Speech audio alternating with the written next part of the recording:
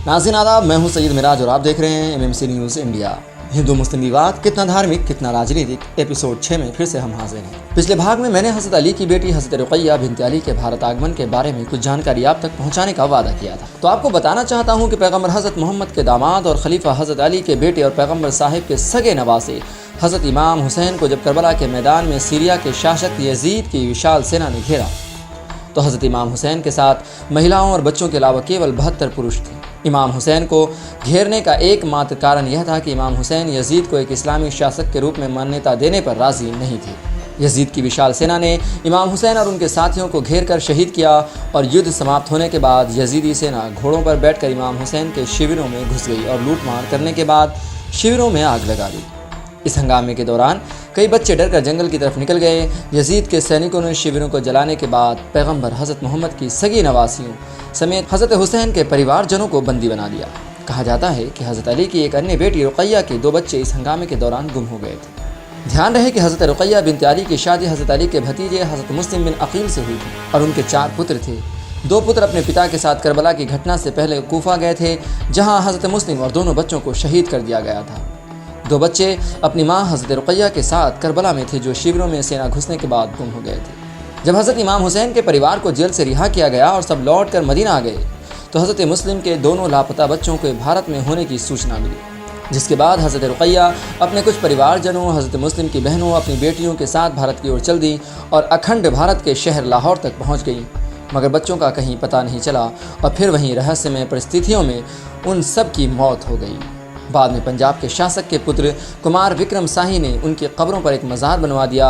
हज़रत रुक़ैया का भारतवासियों ने इतना सम्मान किया कि उनका नाम लेने के बजाय उनको बीबी पाक दामन कहना शुरू कर दिया गया, जिसके बाद उनका मज़ार लाहौर की जनता की श्रद्धा का केंद्र बन गया। उनके अलावा भी भारत में मुसलसल मुसलमान शरण लेते रहे।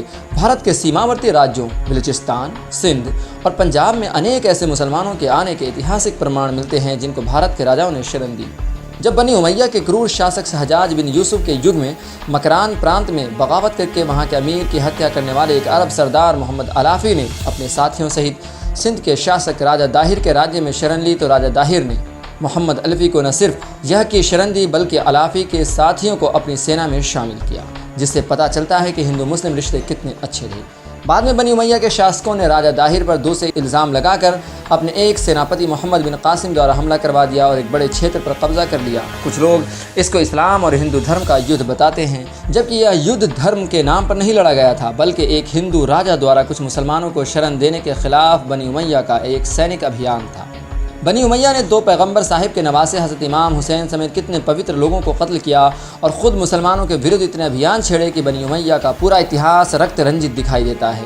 इसी तरह खुद राजा दाहिर ने भी भारत के अन्य प्रदेशों के शासकों से कई लड़ाइयाँ लड़ी, जिसमें बहुत खून खराबा हुआ। यहाँ पर एक बात का उल्लेख करना आवश्यक है कि पाकिस्तान में काफ़ी दिनों से सिंधी मुसलमान इस बात की मांग कर रहे हैं कि राजा दाहिर की मूर्ति भी लगवाई जाए, जिससे सिद्ध होता है कि राजा दाहिर से मुसलमानों को कितना प्यार था। बादशाह हो या राजा, आमतौर पर उनका धर्म से कुछ लेना देना नहीं होता है। अपने राज्य के विस्तार और सत्ता पर बने रहने के अलावा उनका कोई उद्देश्य नहीं होता है। इसलिए किसी बादशाह, शहनशाह या राजा के किसी सैन्य अभियान को धर्म से जोड़ना बिल्कुल गलत है। बादशाह अच्छे भी हुए और बुरे भी, रहमदिल भी थे और क्रूर भी, नमाज पढ़ने वाली भी थे और शराबी कबाबी भी। इसलिए किसी बादशाह, शहनशाह या राजा के किसी सैन्य अभियान को धर्म से जोड़ना बिल्कुल गलत है। ध्यान रहे कि जब पैगंबर साहब ने धर्म के प्रचार प्रसार के साथ इस्लामी हुकूमत की बागडोर संभाली तो बिल्कुल नई प्रशासन प्रणाली को दुनिया के सामने पेश किया। अगले अंक में इस इस्लामी शासन प्रणाली और राजशाही के बीच का फ़र्क समझाएंगे। तो जारी रहेगी ये किस्त।